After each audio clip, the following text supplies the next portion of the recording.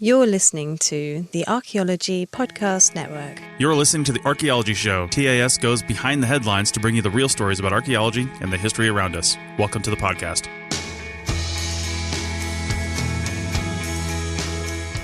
Hello and welcome to the Archaeology Podcast, episode 48. I'm Chris Webster, and April is off for this episode. On today's show, I talk to the host of the Coffee with an Indian podcast, Brian Melendez. Let's dig a little deeper.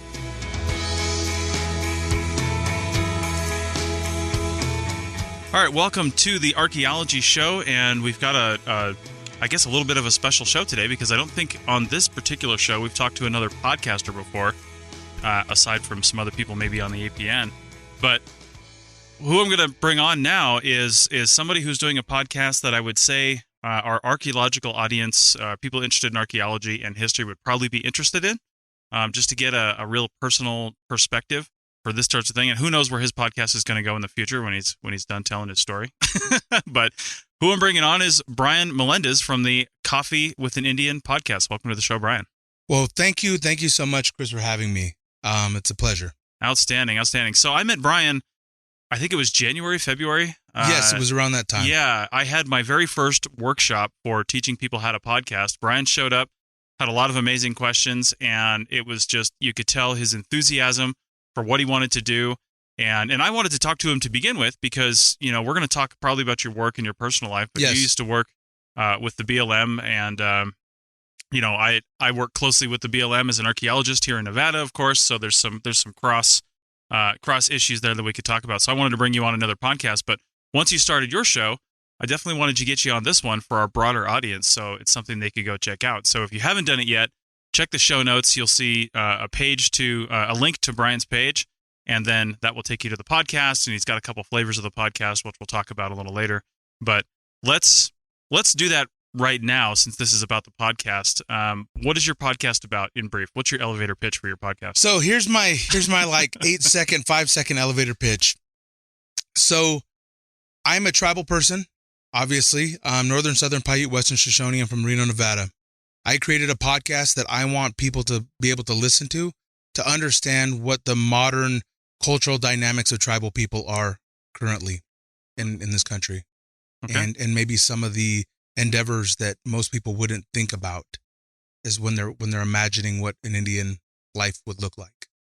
Okay. So let's take this back a little bit, because on your podcast, it's a lot of really personal stories. There's no interviews yet. It's just you, and you're really kind of telling your story, and I feel like giving a foundation for who you are. I think I don't know how many episodes you have out as of right now. I'm about to release my 7th tomorrow morning. Okay, so I think I'm caught up. Yes. With listening. I'm pretty sure I'm caught up. I'm really behind on all my shows, but I'm pretty sure I'm caught up on yours. And they're, 15 to 25 minutes long, yeah. I think? Yeah, for the most part. Yeah, so they're bite-sized. They're really easy to consume on a commute or a workout or something like that, although some of them deal with some pretty heavy subjects, and it's really personal, and you really don't hold anything back, which I really appreciate. So let's talk about first, just to kind of set the groundwork here, where did you grow up? So you're a Reno native. Yes. Yeah. Absolutely. I was born in Reno, Nevada, January 3rd, 1980. Mm-hmm. I was born here in the city. My father was a transplant here. So he came from Alturas, California, which is where he was born. My mother was born in Ely, Nevada. Okay. So her family was from Nevada, but both of my families, even though they were all Paiute in nature, they lived in different states, and they didn't necessarily live in Reno per se. They got here by way of their parents looking for work and taking jobs. And even though they were tribal people, absolutely, and they had the cultural dynamic of even the tribal people who were here, they weren't from here. And when they got here, they just made their home. And it was at that particular time when they had met each other and then squeezed out a couple puppies, and then here we were. Nice. Yeah, the Paiute, for those that don't know, they pretty wide ranging in this area, right? Yeah. Absolutely. And so for the Paiute people, there are Paiutes in California and Oregon, Idaho, Nevada, Arizona, Utah. So it's a really extensive tribal culture, and the language itself is part of the Uto-Aztecan language family, which goes all the way up north into Washington. It goes all the way down far south into Mexico, Central America. So it's a pretty familiar language dynamic that most tribes in this part of the country are familiar with. And so we share a lot of the same language conventions of Shoshone people or Comanche people or Aztec people. So between Brian's parents meeting and squeezing out a few puppies, as he says, I love that phrase, between there and working for the BLM, a lot of that is covered on your podcast, and I don't want to give too much of that away. Absolutely. Yeah. And so let me correct that. It's I work with the BLM, but I specifically was dug in with BIA, Indian Affairs. That's right. Yes, that's right. Indian Affairs. Even though a majority of our issues were land-based issues, right. We worked exclusively with the BLM. However, my function was really specific in the area of all the non-tribal trusts. So I dealt exclusively with people. Okay. So my particular area was like the human capital portion of the tribal governments, the federal governments, and all the tribal citizens. Well, that's what I wanted to get into next. So what exactly did you do for them? Like, what was your function? So the best way to put it, now I love analogies, so I'm going to go all analogy. And so for those of you who are going to listen to my podcast, you're going to get a lot of analogies because there are moments where I really want to be able to convey what that information is. And sometimes the direct information, even if it's direct, sometimes it bounces off in different directions and people don't really understand it. But most people understand analogies because I want to make sure that you are able to understand things that are similar to your life and things that make sense to you. And so what I did in Indian Affairs, my job was I was basically the cleanup guy. So anytime something strange should occur in between the conversations between tribal governments and the federal government, I was the guy they sent in. And so it could have been anything from some type of financial debacle to some type of really strange cultural dynamic that there really isn't anything written about. Mm-hmm. So for tribal people, when we think about anything else that occurs, now I'll give you an example. It's BLM. Let's just use that for an example. Somebody wanted to create a road, or somebody wanted to transfer Bureau of Indian Affairs land into BLM land, into private land, into fee patent land. Whatever that transference would have been, it would have all gone through the same different systems. I mean, even though that the government itself is very different in their function, their branches and divisions all have to work interdependently to make a thing happen. So even though something on the BLM side wouldn't be something that we would work with every day, it was stuff that we would work with all the time. And then in the instance that something happened with the tribes, they would call us in and say, hey, look, we have this issue and we don't really know how to work with it. If it's a BLM, so if somebody like a private citizen of the country, somebody wanted to create a road through Bureau of Land Management land, right? This federal land, they would have to go through a process and they would have to fill out some type of form. I'm sure it was like BLM form, 123 ABC, and you have to fill out a form and you have to go through a process. And there are all these internal mechanisms that Bureau of Land Management has so that way a person can do a thing. Right. Now, these are things that cover all people. So it's not Chris specifically. It doesn't directly address him as an individual. Mm-hmm. It addresses people, citizens at large. Now, Indian Affairs is the only bureau or division in the whole federal government that deals exclusively with a population. Mm-hmm. There is no other entity in the government that deals exclusively with a population. And so the relationship that the federal government has with Indian Affairs and the tribes themselves is absolutely a political governing relationship. Okay. So it's a government-to-government relationship that occurs at that platform. And it's not a race-based situation, but it's entirely a political governing mechanism. Right. So that thing itself requires somebody to be some type of mediator or somebody who's going to speak on behalf of the government in whatever that circumstance. Now, the analogy that I'm using again is if you go fill out form ABC 123 for BLM, mm-hmm. when we're dealing with Indian tribes, very often there is no form. Very often there is no law or real regulation that is created to identify some of these things that are happening as these things are occurring. Right. Nobody created it. Right. Not Congress, not Senate. There's not anything written in law. So, which is interesting because we still operate that way. So we're still operating that way even today as the federal government is having these interactions with tribes. There is nothing written or there's nothing really formalized to make sure that a thing can occur. So a lot of times we're just operating in good faith from one party to a next to make sure a thing can happen. And as we are doing that, we are creating the laws and the precedents and everything as we're going. So a lot of my job was to do that. Right. A lot of my job is to go in and problem solve and help create a path to go from A to B where the tribes were happy and the federal government was happy. And so in the process of doing that, again, there's a lot of, I have a lot of discretion in the job. Okay. And so there were those moments where it had become really stressful because not everybody understood how fluid this thing was. Right. Because a lot of the times the tribes themselves had understood, like most people would in this country, I would assume, that there's a system and a form for everything. Mm-hmm. We just assume that.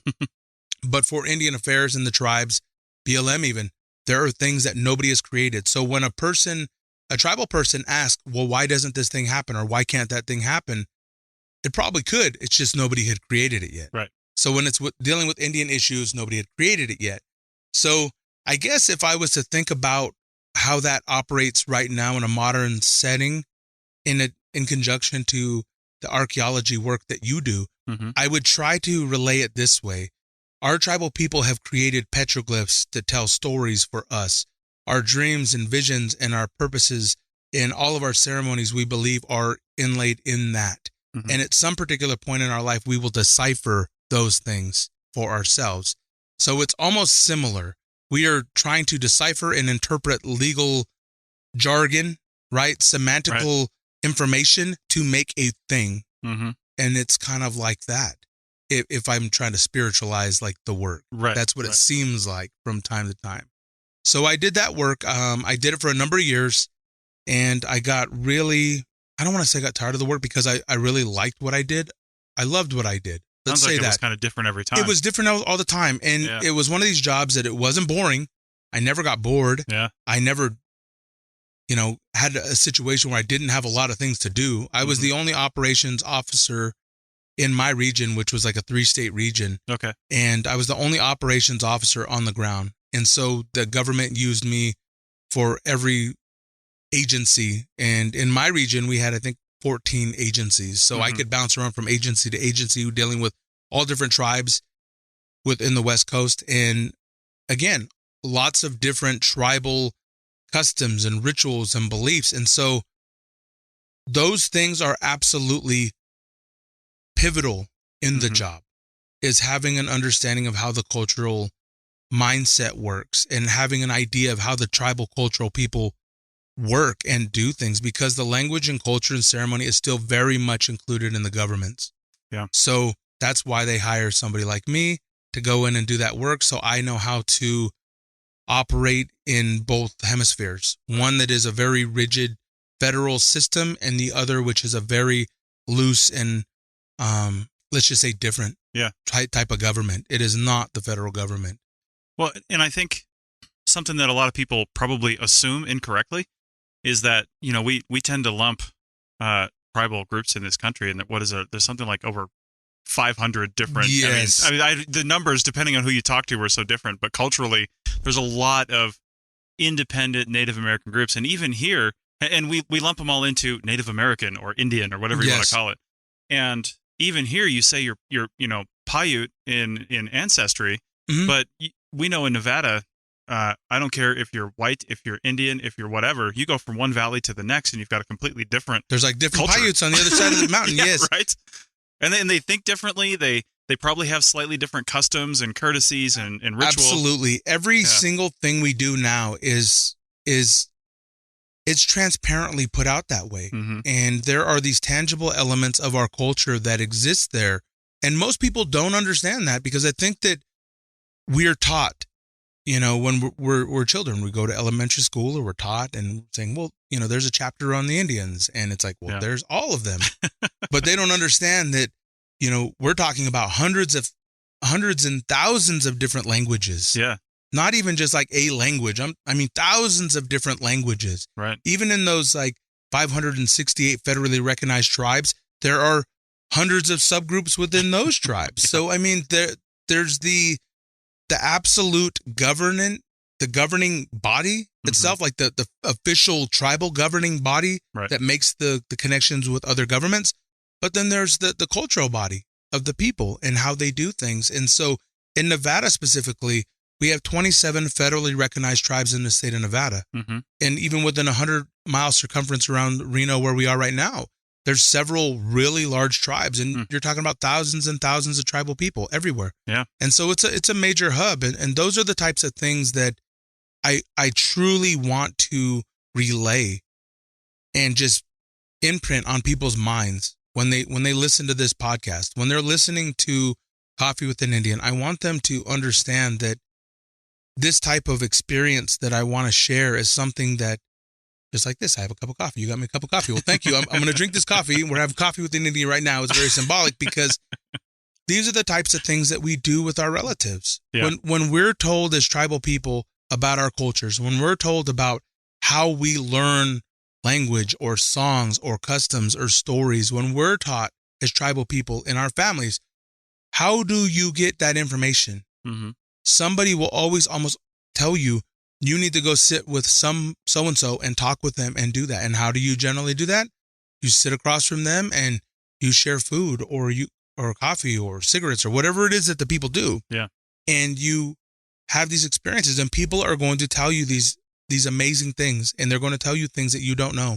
And that's what I wanted to do here, is I wanted to take that tribal mindset of transferring information and give it away to the world. Yeah. And I wanted to be able to give this away so that way people would have a better and a greater understanding of maybe the internal workings of tribal people today. Now, granted, again, I can't generalize this stuff for all people because that's not what it is. My experience is entirely my experience, and there are lots of people that have different experiences, but I do know that a lot of the content in which I'm discussing really, really does hit the mass majority of people in the country who are living on reservations and living in these tribal communities, because we are dealing with some really significant issues, and there really isn't a forum for those things. Mm-hmm. So I wanted to create one. And so here I am, and I've created it, and I'm working on it. And as it goes, it'll keep getting larger, and I'm hoping to gather some type of traction where people are going to be able to understand a little bit more about why we might feel the way we do about a thing. And that is why with the podcast exclusively, I began telling the story from a narrative standpoint, mm-hmm. because I didn't want to have a panel per se where I'm just having these conversations and then it just comes off as, oh, well, that's just this isolated opinion about a thing. Right. I wanted people really to understand why I felt a certain way about a thing. Mm-hmm. So if it was a matter of suicide or, hunger or poverty or anything, whatever it is that human beings are dealing with on a daily basis, I wanted my audience and the people to know me, right? To know that I'm a human being and that I'm a very flawed human being in many ways, and I don't have all the answers. Mm-hmm. I've waited for as long as I could for somebody else to show up and create a system where they had answers, but it didn't happen. Right. So I was very inclined at that moment to say, you know what, I'm 30 years old and I can't wait anymore for somebody to create a thing and make a thing and do a thing and lead me down a path. There's really nobody to do that for me, so I'm going to have to do this thing. And that's what I did. All right. Well, that's a good spot to take our first break. And before we do that, I'll just mention that there is one other government body that, for lack of a better term, regulates a population in the United States, and that population is middle-aged white males, and that body's called Congress. Yes. So, yes, that is actually a thing. Unfortunately. Yeah. That's a very real thing. Well, we're going to take a sip of coffee, and we will be back in just a minute to continue talking about the Coffee with an Indian podcast. Go check it out. This network is listener-supported. We're trying to move away from paid advertising while also creating new shows and supporting the ones we have. The APN has never and will never make a serious profit on our podcast.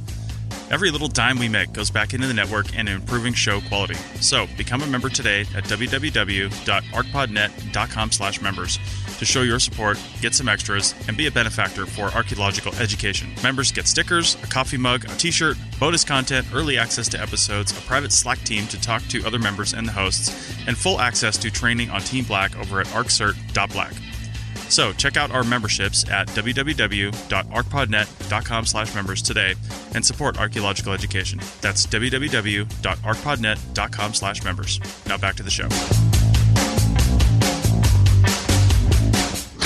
Welcome back to the Archaeology Show, episode 48, and we are talking with Brian Melendez, the host and creator of the podcast Coffee with an Indian. So, Brian, before we go much farther, let's bring it back to the podcast. So you have two flavors, I will say, of the podcast. You have one that you can get on iTunes and one that you can get on Patreon. So let's talk about the iTunes one first. You've already talked about what the podcast is, but just to restate it again to separate the two. Okay. Tell us about the iTunes one and then tell us about, what is it, Coffee with an Indian Black, I think? Yes. Yeah.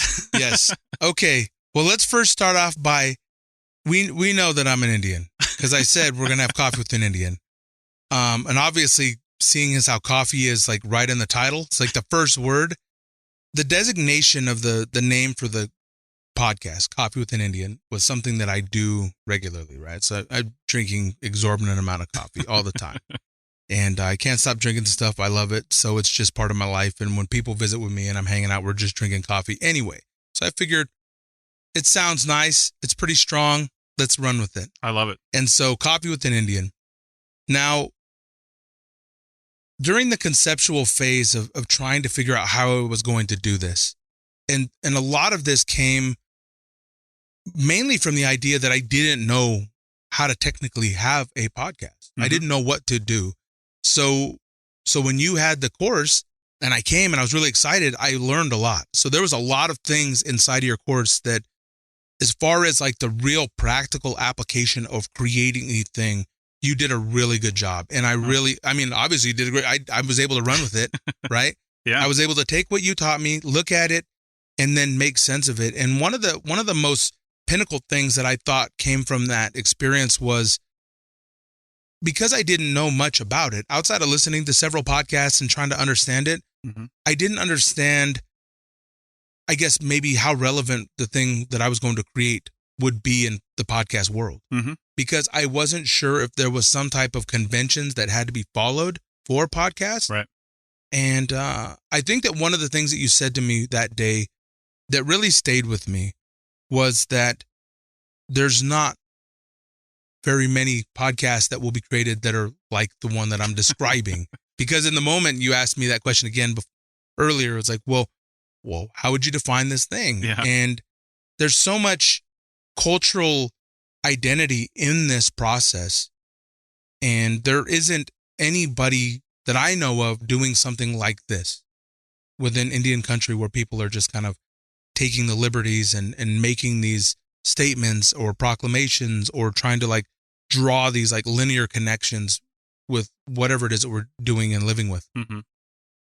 So when I thought about that after I left the training, I really did take those words that you said to my heart, which was, you could really just pioneer this thing, because there's really nobody who's done this. So like, You don't have to follow any particular roadmap. I mean, you really can do whatever you're going to do. And so I thought about it, and that really resonates with me as an individual and my own way of functioning, because that's very much how I function. I like to think that I'm a creator of sorts. I love to think about things. I like to make things. Even in my previous job, it's just problem solving, finding a way. And so I wanted to find a way. So going back to what I mentioned earlier, which was, I really do believe I need to tell this story, tell the narrative before I go into the interview process. But then I started thinking about the tribal people that were going to listen to this, or the people in general, not even just if they were tribal people, but just regular people. And I started thinking about people that would listen to a podcast, and if I was going to omit certain language or certain context or certain material, right? Mainly, I drink a lot of coffee and I cuss a lot. So do I really want to be, flying off the handle with as much cussing as I normally would in my natural environment, right? Right. So what I did was I thought about this a little bit and I figured I would make two different versions of the podcast. And I didn't know if that was a common thing. I had no idea what it was going to look like until I started like working on it and building. And so what I ended up with was Coffee with an Indian, which is the principal podcast, right? That's it. So Coffee with an Indian is the name and idea of this thing conceptually. And so Coffee with an Indian is a podcast. Coffee with an Indian is a very, it's very detailed. It's a comprehensive story, and it's somewhat middle of the road as far as certain energy that I'm trying to convey to the public. But then I also felt that I needed something that had more of a raw feel, something that had more intensity, something that was truly a platform for me to say the things in which I wanted to say, which I really, for the whole basis of starting a podcast, I wanted to be able to say what I needed to say. And even when I thought about saying what I wanted to say, I still ended up with two podcasts, right? Somewhat, right? Because what I ended up with was Coffee with an Indian and the more raw, extensive, rated R version, which is Coffee with an Indian Black. Nice. So when I said Coffee with an Indian, I was like, all right, here's the story. And then I say, well, there's Coffee with an Indian Black. So let's say there's a 15-minute podcast called Coffee with an Indian episode 2. Mm-hmm. Well, there's probably going to be a 25-minute version of Coffee with an Indian episode 2. Coffee with an Indian Black is the extended version of that. And but real quick, are you recording these twice, or are you editing the black version down into the non-black version? Yes. So what I'm doing is I'm creating the long version, which is the black version first. So I do the black version first with all the language and content and stories, and I put it all together exclusively on one track. Okay. And then I go back through and I remove some of those elements that are probably a little bit too harsh or a little bit too dark. Yeah. Because there are parts of the story, and hopefully whoever's listening to this, you guys will listen to this and understand that what I'm talking about, there are parts in it that are funny, and there are parts that, will make you laugh or kind of make you like shake your head. But then there are also some really dark elements to it. Mm-hmm. Because I'm talking about life, and I'm talking about families, and I'm talking about death and all different types of things that occur in a person's life. So lots of these things aren't very pleasant. And so if it really comes down to something like that is really difficult to absorb, then I felt that it was really a judgment call at that point, where I was just thinking, this is a really interesting break. I'm going to go ahead and take this out, and I'm going to put this over there. So because I've done it on the Patreon platform, mm-hmm. and because I'm talking about tribal cultural information, I haven't even begun talking about some of these other things that are extremely like sensitive. Yeah. Even though I'm talking about like real unique personal things, there will be parts in this story where it absolutely becomes that. It becomes somewhat taboo, against tribal norms. It becomes something that tribal people themselves don't want to talk about. It becomes stuff that nobody has ever truly discussed in an open platform like this. Mm-hmm. So even if I was to talk about it right now, let's say I was going to talk about tribal spirituality, or I was going to talk about whatever it was that maybe my own communities and people wouldn't want me to discuss or disclose. If I was on like an iTunes type of platform, or Stitcher or Google Play or wherever I'm at, would there be a possibility for my listeners or people who are watching this thing to somewhat like combat what I'm saying, or do what I'm doing, or interfere in the process? And so I didn't even want to run the risk. So what I did was I entirely isolated Coffee with an Indian Black on the Patreon platform and turned it into a subscription-based podcast. And by doing that, I have total free range.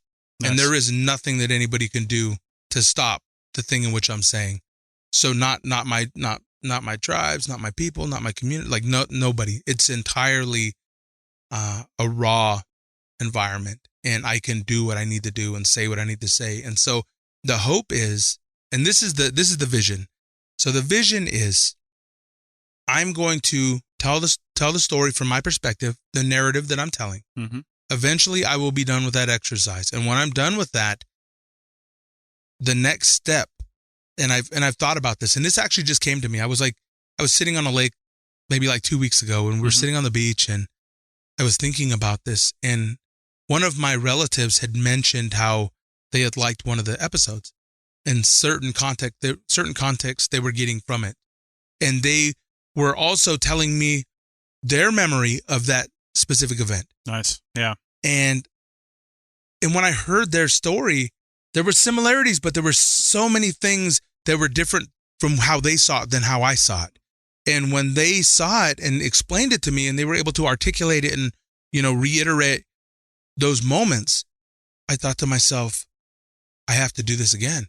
Like, I have to do this again. And so what I'm going to do, as soon as I'm done finishing telling my story as the way I saw it, I'm going to very much bring in my friends and relatives and people who were around in that time frame, and we will go back and survey and pick out moments and say, well, what do you remember about that?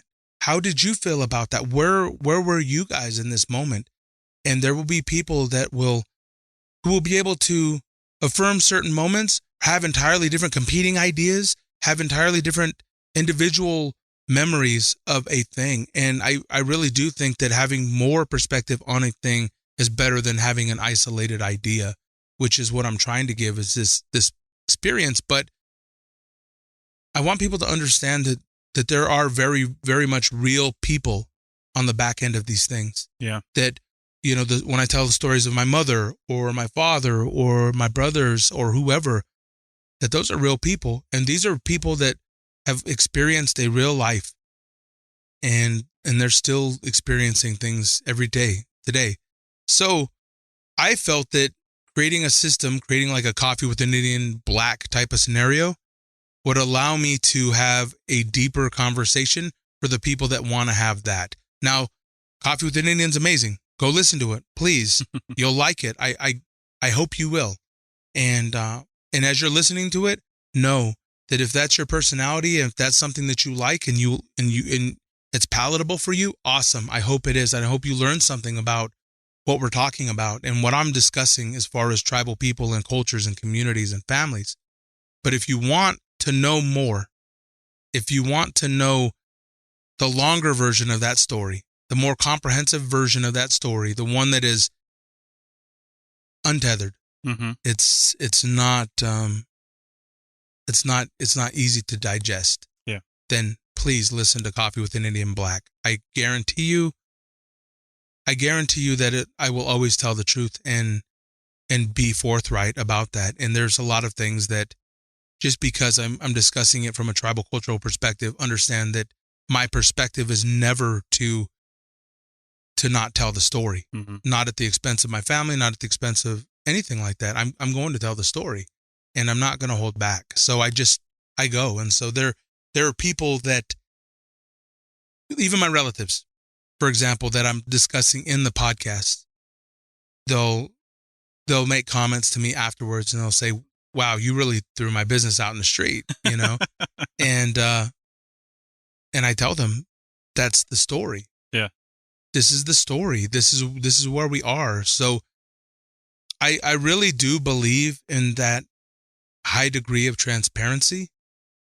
And I want that for my community. I want that for my family and the spiritual centers in which we operate in, because there's so much that has occurred historically for my people across the country who've been conditioned to be a certain way.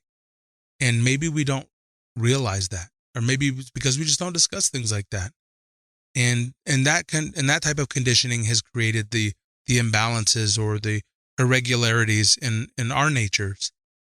And I really do believe that focusing on the avenues in which we communicate, the way in which we tell our stories, the way in which we're mobilizing and using our words and languages will only strengthen our ability to find that peace within ourselves. And so I'm hoping that this podcast, if anything, encourages other tribal people who want to listen to things like this or do different things, and not even tribal people, anybody in general, anybody, whoever listens to it says, you know what, I have a story.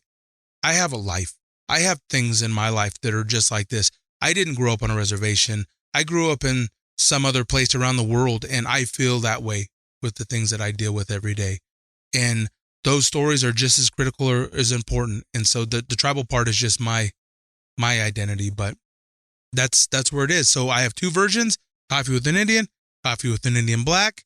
You can get Coffee with an Indian on iTunes, Stitcher, Google Play, hopefully Spotify pretty soon. And then Spotify's tough. Yeah, I'm hoping so. My fingers are crossed. So I'm hoping to see what happens there. Yeah. And then Patreon, obviously, for Coffee with an Indian Black. So if you want to listen to more of that, please listen to it and subscribe. I'd love to communicate with you too. And at any particular point, if anybody out there, you want to communicate or talk, or if you have suggestions or anything, I mean, I'm open to everything. So we're going to go back in, we're going to tell some more stories. We're going to do that. And eventually we'll get to that beautiful place where we are right now in this moment, which is where we're having panels and having conversations. And so I'm hoping to take on a lot of different types of mechanisms of this podcast. So I'm really excited about that. Okay, well, let's take our final break, and then we'll come back and wrap up this discussion on Coffee with an Indian. If you haven't checked it out yet, pause the podcast. I mean, listen to our ads and sponsors, but pause the podcast and then go check it out and come back, and we'll wrap up the discussion with Brian Melendez. Back in a second.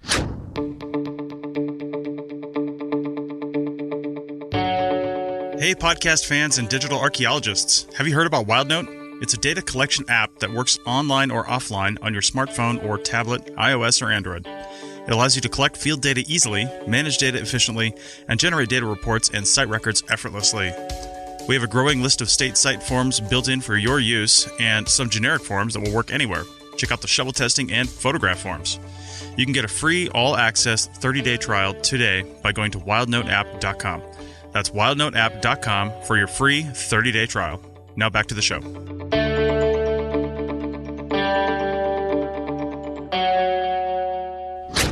Okay, welcome back to the Archaeology Show, episode 48, and we are talking with Brian Melendez from the Coffee with an Indian podcast. And Brian, so you sort of alluded to this a little bit in the last segment near the end there, but what has been the overall reception from your family and friends? And before you answer that, I want to know, and I think I know the answer to this just based on what you've said so far and what podcasts I've heard, are you changing any names or anything when you give them? I haven't heard like last names. It's not like I can go look them up. But are you changing any of those details? Not really. No. No. So what's been the reception? Because, I mean, you know, you live amongst your family and friends, like we all do. So they're probably listening to your stuff because you're telling them to. And you're saying, you know, what's the feedback, the real feedback? You know, that's a great question. That's a great question, and it has a lot of different dimension to it. First, let me start off that question by saying that tribal communities are extremely homogenous. So for people that don't understand what tribal communities look like, they're communities where people grow up together and they live their whole lives together, and one day they'll die, and you know, they'll have children or they'll have all different types of experiences, but they're all doing them within their communal centers. Mm-hmm. So those types of experiences, they really just compound every other type of strange encounter that you'll have with each other forever, as long as you're there. So there are people that know who you were when you were a child. There are people that know who you were when you got, you know, married to so-and-so. There are people that were there when you got divorced. There are people that were there with you when you know, your guys' best friend died or something, right? So these are people who are aware of certain aspects. Now, does that mean they're 100% aware of all actual incidences in your life? Maybe not, but they are aware of you, and you're aware of them in the same breath. So there are moments where people are very much concerned with each other's stories, because our impacts on each other are very great. So in these stories, as I'm telling the narratives, I'm not changing any name. So I talk about my mom, I discuss her name, my brother's names, like all these people, because they're very real people. Yeah. And I don't change any of their names. I want to make sure that I am expressing to the world that these people are very real people. I want the people to know that these are very real people, just like who I am. In the depth of me as a human being, I want them to understand the depth of these people. And so the reception that I've gotten from my family is everybody that I've talked to in my family, my relatives, I've had in the past, I've had 6 episodes. The 7th episode will be launched hopefully tomorrow. Mm-hmm. And I've had hundreds and hundreds of downloads, right? Nice. I mean, it's a lot in the past couple of months. I mean, I have, I think 700-800 downloads in the last catching on. Yeah, in the last like 2 months. So I mean, it's moving. Yeah.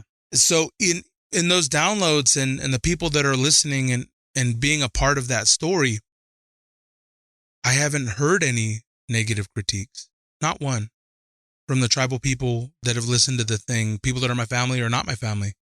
And there are very many people. There are a lot of people that are resonating with the idea of it, and just the cold, calculated truth part of it, right? Just to tell the story, because there's people that are playing different roles in the story. Mm-hmm. You know, whether they're the mother or the brother or the grandma or the grandpa or whatever that person is. So, my mother. I talk about my mom in the beginning, and I talk about her a lot throughout the story, because she like a lot of us helped to define our stories. And if I tell the beginning story and people listen to my mom, people might come back later and say, "Wow, that wasn't a really great mother." You know, she must not have been a great mother. And none of us are like that. Yeah. Right? That's not our real life. And so when I first decided that I wanted to start a podcast, I started listening to podcasts. Mm-hmm. And when I started listening to podcasts, I started listening to all these different podcasts. And you know what I found, Chris? I found that there was this giant cultural divide between people that start podcasts and how I started a podcast, right? Because when people start podcasts, like if you listen to any kind of podcast, and there's all different types of podcasts, but somebody will always start off with an introduction and they'll say, "Here's so-and-so here worked for X company XYZ, and they had, 10 years in a Fortune 500 company, and they come from this, and they did it, and they talk about all of these things they've done." Yeah. And it's like this giant list of this status that it's already kind of provided for you. So when you listen to them, you almost have to say, okay, well, they have all the status. Obviously, they know what they're talking about. There's all this credential there. So obviously, they are the ones to know because they already have these things. Now, I'm coming from a tribal background, and I'm coming from these communities that our status is and our social equity is not built on the idea that we come from wealth or Fortune 500 companies.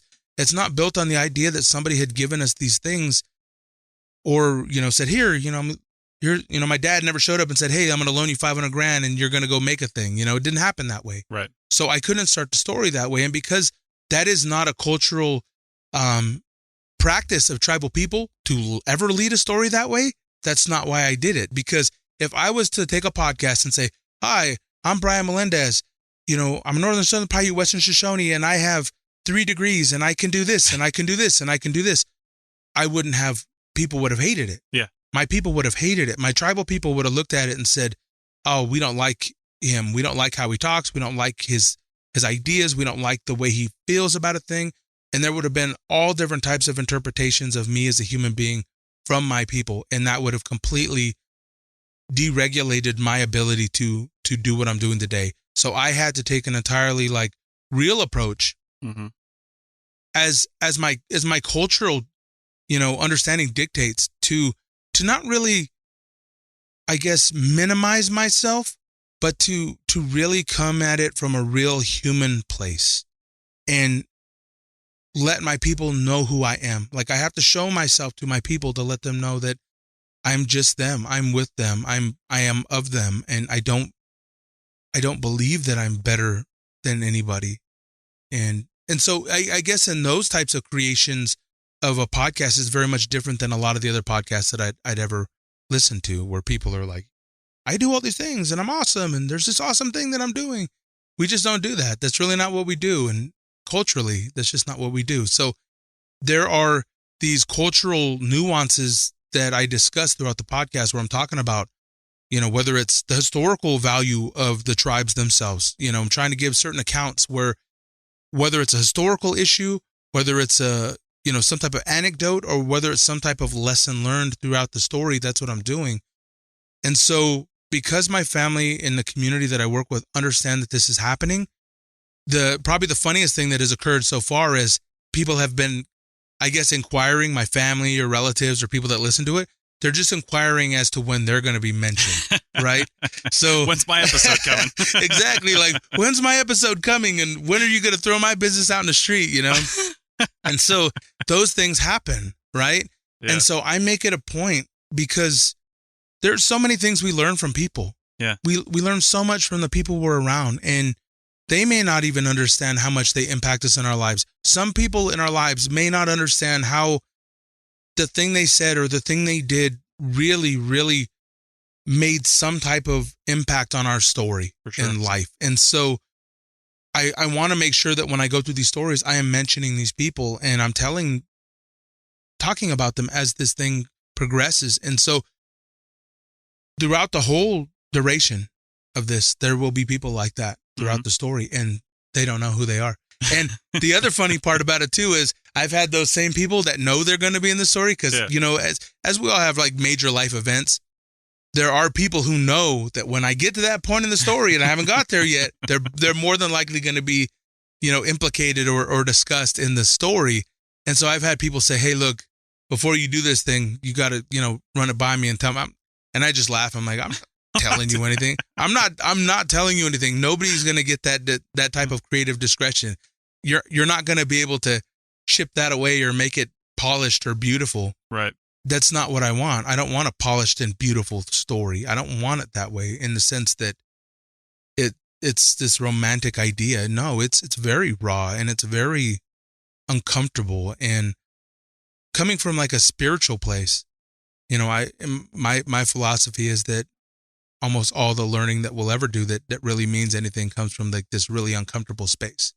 So I really like the idea of having something that throws us off kilter just enough to learn a thing. Have you noticed, thinking about these people that know their point in the story's coming up, have you noticed anyone interacting with you differently since you started the podcast? That's a great question as well. Yes, I have. Yes, I have. It's almost like if I see these people that know they're going to be in the story, they'll talk to me and they'll laugh and they'll give me a little bit, or maybe even they'll go back into a story because they'll say, hey, remember that time this and this and that happened? Clarify the details. Yeah, exactly. Hey, remember that awesome time we had? Remember we had fun over there? Remember when you were a kid? That's I gave great. you $5, And so it's like, you're not going to be able to buy me off, right? Because this thing's happening. I'm sure. And so the beauty of it, though, Chris, for me is the fact that, we all have our own personalities, our own personas, the way that we manage our lives and ourselves and our relationships.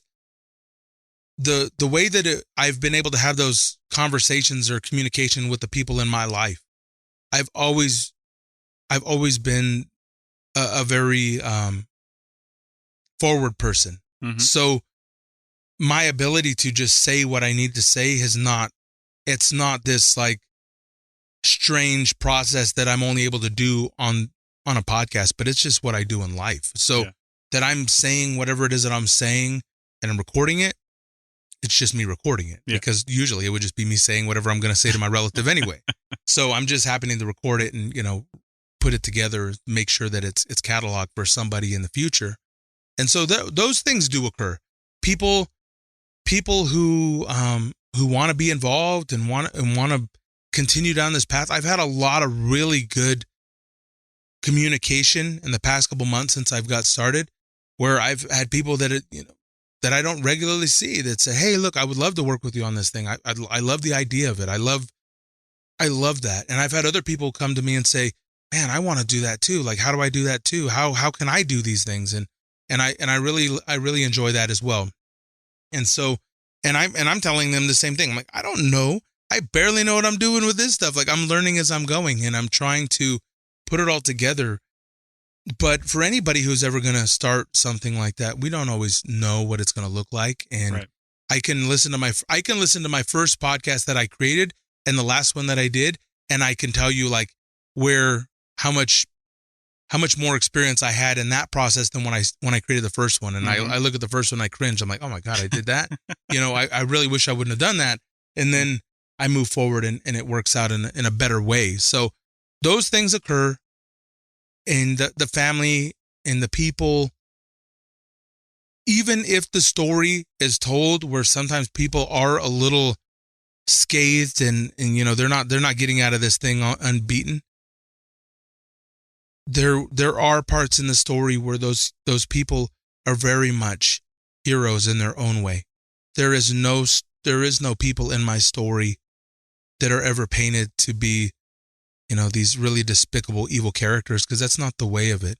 Right. There are people who have all kinds of beautiful things inside of them, and they have a lot of dark stuff inside of them too. And so even when I'm telling the story for the people that are going to listen to it in the beginning, and even if they're listening to the story about like my mother and how she performs, there are parts of the story we haven't even got to yet where I'm so excited to be able to tell that story about her life and how she ended up in the place and where she ended up. Mm-hmm. And so there are beautiful stories there, and there are lessons there. And so one of the things that I did on the podcast, which I didn't know I was going to do until I started doing it, which was every episode that I do, I have 7 breaks throughout the whole podcast where I have a segment called, and it's just kind of like a little food for thought kind of moment. And I called it the lesson learned. So after a thing had occurred, if it was a really critical part of the story, or there was something that I can remember as far as it being maybe like a major life event or something that kind of occurred, I will take a break in the podcast and I'll say, the lesson learned, don't eat cheese before noon or whatever it is, right? Don't walk in dark alleys at night or something, but something that has a little bit more substance to it that is really specific, because I believe that there are people who are listening to this podcast, and there will be people that listen to it in the future, that we don't always have to have a rough life. We can learn from lots of stories and lots of experiences and not have to do that. So I'm hoping that by sharing that, the experience as it was, but also like some positive, like constructive lesson learned from it, that people will understand that we are not subjugated to our experiences in life where we were just helpless, that we really do have opportunities to learn and construct and create and make things from the lives that have been given to us. And so the lesson learned is just my ability to tell the world that I learned a lesson here. Wasn't good, wasn't bad. Maybe it wasn't even, who knows what it was. This thing is really abstract and so not my life, but I learned something from it. Mm-hmm. And I think that the lesson learned portions of it, for me anyway, is my give back. Is my give back to my children or anybody who listens to it, to understand that if you are out there and you're living a life like that, or you come from places like that, or you understand certain things like that, I don't want you to ever feel that you're helpless. I want you to understand that you can shift this. You can make anything you want to make if you really want to. And there are people who have those hardships and they find a way. And I want that for you too. And I want to let you know that I know people say this sometimes. Some people say, man, if I can make it, then I haven't even made it. I still very much live, this life where I'm just trying to tell whatever my story is, but I'm alive, and every day I'm alive. And so when people ask me, well, how are you doing today? I'm at a grocery store, or somebody's like, how are you doing today? I'm like, I'm alive. I'm happy. Mm-hmm. I'm alive. Can't beat that. Right. Like that's my major saying in life, is like, I'm alive. Can't beat that, because I'm alive. I'm just happy to be alive. And so, I want to be able to share those lessons. I believe that for every life we have, some type of responsibility to the people around us, so that way they can learn something and not repeat those things, and I think until we absolutely learn the lessons, we will continue to have those universal, circumstances repeat over and over and over and over again until something shall occur. So I'm hoping that this podcast and the whole exercise of doing this will provide certain types of solace or information to people out there. 1, whether it's information about tribal people in general. 2, whether it's about the historical content of the tribal people in your communities. And 3, understanding that this is not a fairy tale of, Hollywood. This is not a Western, Hollywood motion picture where we're seeing people who operate in the early 1800s and they're in teepees and they're really just kind of these mythical beings. Right. But we're very much here in trying to operate within larger society, but also maintaining our culture and land and language and customs and everything else about us, where we're trying to maintain our identity and also have greater range in all circles. And so that's what I hope that people will get from this. Okay. And I want to be able to leave them with that. Nice. Well, I think you're doing a great job. The podcast is it's entertaining and inspiring, I think. And I love those little lesson learned, outtakes, sort of, not outtakes, but kind of breaks in the story, It just lets you, I think especially when you're telling a really intense story, it helps to break those out every once in a while and just take a break and say, okay, from here on up to this point, this is what I learned. This is the lesson learned, and then keep on going. And then here's another lesson learned. I really like that approach to it. It has to be, because as I'm like telling the story and I'm thinking about it, it's like, oh, so-and-so just died, right? And then you can't, like, it's really hard to transition from the story. It's like, oh, somebody died. And it's like, well, here I am riding on a bike. It's like, how, I don't understand. I don't understand. Like, didn't somebody just die? Like, what are you doing on the bike? Yeah. You know what I mean? So it's really difficult. And so the lesson learned it's a really good transition point for me to just shift. Yeah, it's good. Okay, well, that's all the time we have for this podcast. So everybody go out and listen to Coffee with an Indian. Find it on Patreon, and shell out a few bucks for some awesome episodes, some expanded content, and then but certainly try out all the other sources first. Now, your website, real fast in the last couple of minutes here, is lucentree.com. Yes. Well, that'll be in the show notes for the spelling. Yes. But give me the quick backstory behind why it's called that. Where does that come from? So Lucentree, the job, I recently left the federal government in May. Mm-hmm. And so since then, I've been operating an independent consulting firm, Lucentree, right? So Lucentree is all the things in which I want to be able to do to help tribal people and communities. Mm-hmm. So I took Lucent, which is this bright idea, mm-hmm. and Tree, which is the tree. And in our ceremonies and our culture, there's so much that revolves around like that tree and the life and the dancing and all of those things. So it just came together, Lucentree for me, which is a source of information for communities. And so right now what I do is I have the podcast, and, I do independent consulting, and I work with tribes and communities, and 50% of my job is like helping individuals find, whatever balance they need for in their lives. And whether it's through, free thinking type of spirituality or meditation. And then the other half of it is, community building and tribal governance. So I have this like really interesting balancing act of holistic approaches to governance, where it's not your run-of-the-mill typical governing. And so there are different ways to do a thing. And so now that I have this entity and I work out of it, I can basically train tribes and help communities do all the things that nobody else is going to help them do. Nice. And even in the former job that I was at, I want to be able to help people to understand there are other ways to do things. And it really just comes down to how creative you can be.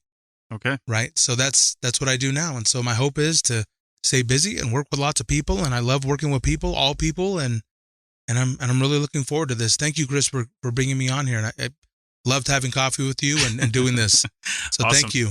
Well, likewise. And again, check out Brian's website. Again, it's linked in the podcast, but lucentree.com and /podcast if you want to go straight to the podcast. And that will link you to everywhere that you could find it. So find everything about Brian on there and listen to the podcast and give us some feedback. Tell us what you think, and I can get that on to Brian. But definitely go over and leave comments on his episodes and wherever you listen to the podcast as well. So, Brian, thanks for coming on. Thank you so much, Chris.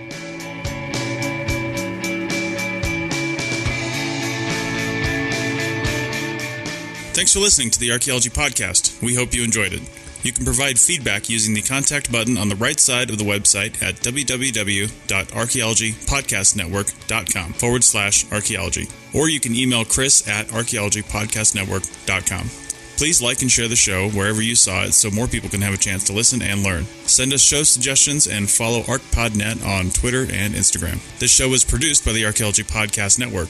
Opinions are solely those of the hosts and guests of the show. However, the APN stands by their hosts. Special thanks to the band Sea Hero for letting us use their song I Wish You'd Look. Check out their albums on Bandcamp at seahero.bandcamp.com. Check out our next episode in 2 weeks, and in the meantime, keep learning, keep discovering new things, and keep listening to the Archaeology Podcast Network. Have an awesome day.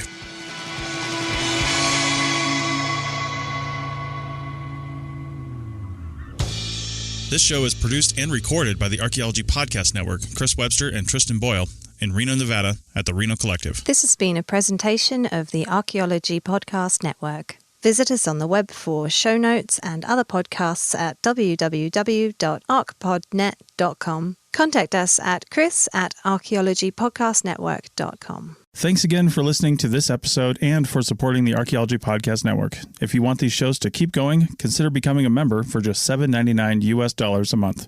That's cheaper than a venti quad eggnog latte. Go to archpodnet.com/members for more info.